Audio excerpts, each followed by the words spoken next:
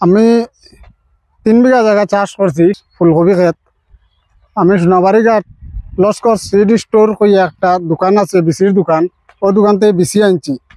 এই বিসি আনা বাদে এই বিসিটা আমার 2 নম্বরে বিসি দিলাইছে দিয়া 3 বিঘা জায়গা আমার ক্ষেত করাইয়া পুরা ক্ষেত আমার বরবাদ। তা গাছ হয়েছে, কোনো জাতের ফল দিছে না।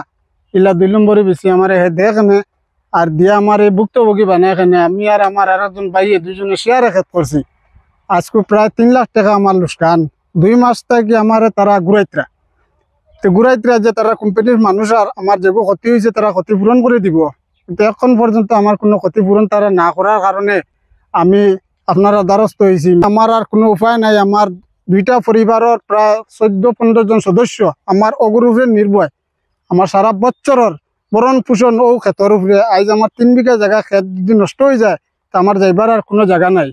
হয়তো আমি সুসাইড করতাম আর না হইলে আইনের দ্বারস্থ হইতাম। আইনের দ্বারস্থ হয়ে যদি আইনের কাছে গিয়াও দিয়ে আমি আমার মানে ফলন পাই না, আমার সমাধান পাই না, তাহলে আমি আমার পুরা পরিবার লইয়া অল ফ্যামিলি লইয়া আমি সুসাইড করবো। আর করিয়া আমি ও সব দায়ী হইব, আইনও দায়ী হইব। আর আমার খালাসান কইয়া নাম seed house seed store Laskar seed store Sonabarighat দোকান। তাই না আমার বেশি দিয়েছেন। আমি গেছি 1 গু আনাত, তাই না আরেক গু দিয়েছেন 2 নম্বরে বেশি কইছেন অগুন নিয়ে খরচ পালা হইব। ওইলা তাই প্রত্যেক বছর করেন। আর এই বছর আমারে করছেন করিয়া পুরা ধ্বংস আমার 2টা পরিবার।